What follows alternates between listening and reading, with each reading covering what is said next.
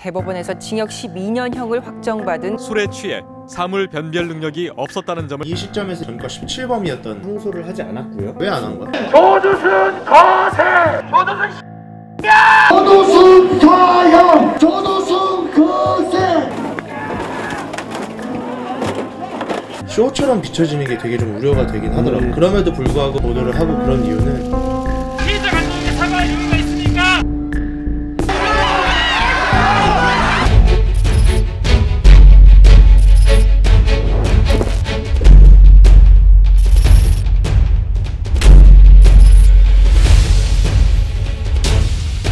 안녕하세요. MBC 영상기자 김희건입니다. 네, 안녕하세요. 이지호입니다. 정말 많은 시민분들이 분노를 했고 그럴 수밖에 없었던 이유가 좀 어디에 있었는지 정리해드리면서 설명드리겠습니다. 우선 이지호 기자가 집 앞에 다녀왔잖아요. 출소 당일에. 그 동네에 오전 5시 20분 정도에 도착을 했는데 주민들이 혹시 좀 불안해하시거나 반감을 가지실 수도 있기 때문에 차 안에서 내리진 않았고요. 작은 핸디캠 가져갔습니다. 준법지원센터에 도착했다는 소식을 보고 나서 집 앞에 갔더니 가장 뒤에서 사다리에 올라가서 찍었는데 이제 막 조두순이 도착을 했을 때 차량이 들어오는 모습인데 이때 이제 들어올 때 사람들이 분노가 극에 달해서 막 차에다가도 던지고 소리 지르고 이렇게 또 펼쳐가지고 보이고 그 다음에 내려서는 보호관찰관과 경찰이 데리고 집으로 들어가는데 얼마나 이제 사람들이 분노를 했는지 보여주는 것 같아요. 그냥 영상 한 편이 이만큼 조두순에 대한 분노가 극에 달했다.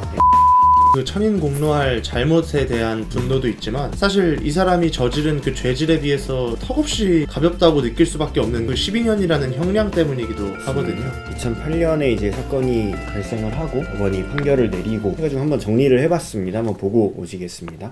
경기도 안산 상록경찰서는 초등학생을 끌고 가 성폭행한 혐의로 56살 조모 씨에 대해 구속영장을 신청했습니다. 대법원에서 징역 12년형을 확정받은 조 씨가 술에 취해 사물 변별 능력이 없었다는 점을 감경 사유로 들어 징역 12년을 선고했습니다.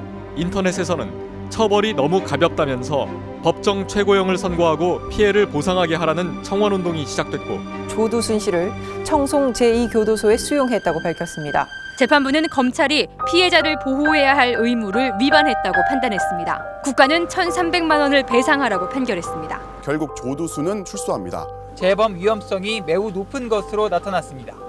결국 피해자 가족이 이사를 가겠다는 뜻을 밝혔습니다. 당시에 이런 잘못을 했는데도 불구하고 12년이라는 최종형을 받았다. 이거에 대해서 국민들이 굉장히 공분을 했던 건데 12년형을 받은 게 검찰과 법원의 미스라고 생각을 하고요. 국가가 인정한 부분이기도 합니다. 당시에 검찰이 무기징역을 구형을 한 건 맞습니다. 법원은 이에 12년형을 판결을 했습니다. 검찰이 생각했을 때 부적합한 판결이 나왔으면 항소를 하기 마련인데 그렇지. 무기징역 받아 이렇게 구형을 한 건데 검찰이 항소를 하지 않았고요. 오히려 조두순이가 처벌이 과하다고 항소를 하는 웃긴 꼴이 됐고요. 검찰이 항소를 하지 않으면 형사소송법상 12년형 1심보다 큰 형벌을 줄 수가 없어요. 왜 안 한 거야? 이 이유가 검찰에서 말을 하기로는 관행상 이런 사건에서 12년형 정도가 나왔으면 본인들이 관행상 이게 맞다고 생각을 한 거고 수사검사가 그래서 그게 이제 확정이 된 겁니다. 그리고 물론 이제 법원의 판결도 우리가 공분할 수밖에 없는 이유입니다. 결국은 그래서 국가가 이 판결에 대해서 책임을 졌습니다. 피해 가족이 국가 상대로 손해배상 청구를 했고요. 국가가 1,000만 원, 300만 원 배상을 하는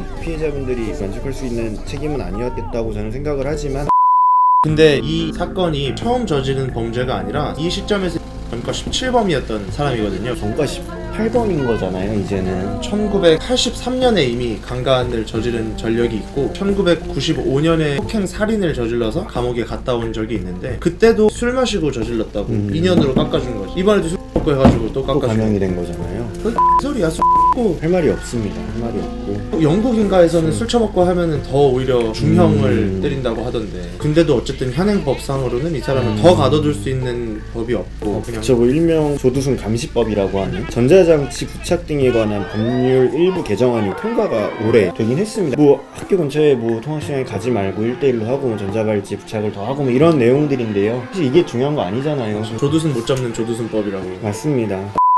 뉴욕타임즈에서도 이거를 이제 소재로 해서 기사를 썼는데 그 제목이 이렇습니다. 가장 악명 높은 성범죄자가 출소를 함에 따라 시위자들이 분노가 폭발했다 라는 말입니다. 역사상 정말 충격적인 성폭력을 저지른 사람이고, 이 사람은 악명 높은 성범죄자임과 동시에 살인자이기도 하고 분노 조절 장애와 사이코패스 성향이 짙은 범죄자인데, 이 사람이 이제 어쨌든 본인으로서는 형기를 다 마치고 난 이제 일반인의 삶으로 돌아가겠다고 해서 아내가 기다리고 있는 집으로 돌아가서 평범한 삶을 살겠다고, 이걸 막 생각했을 때 여기 맞습니다. 모여있는 이 사람들 자기 집으로 뚜벅뚜벅 걸어가는 저 꼴을 보면 막 진짜 부하가 너무 치미는 거지. 그래서 이제 이 이유를 또 대처를 해 나가야 될 텐데, 앞으로 이제 조치를 어떻게 취할 것인지 알아보기 위해서 도시정보센터라는 관제센터가 있습니다. 어떤 식으로 관리가 되는지.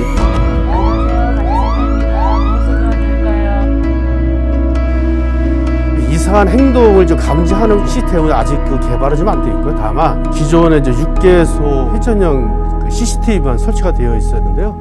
추가로 8개소 15대에 추가로 좀 설치해서 어떤 이상한 행동을 적발했을 때 바로 여기 상시 24시간 경찰관님한테 통보해서 바로 그분들하고 연계해서 함께 지역에 어떤 출동할 수 있는.